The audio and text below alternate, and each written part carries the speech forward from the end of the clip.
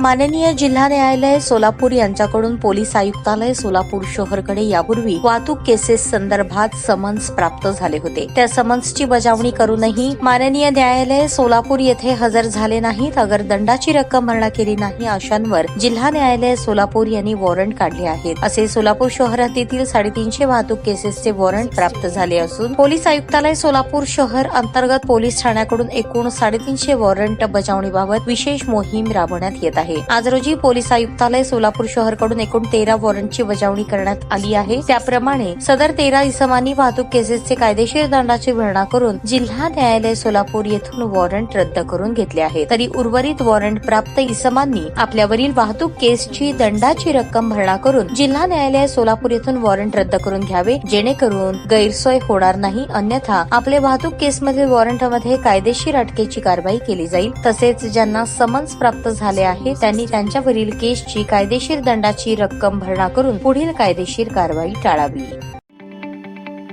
ताज्या बातम्या पाहण्यासाठी प्राईम महाराष्ट्र न्यूज चॅनलला सबस्क्राईब करा।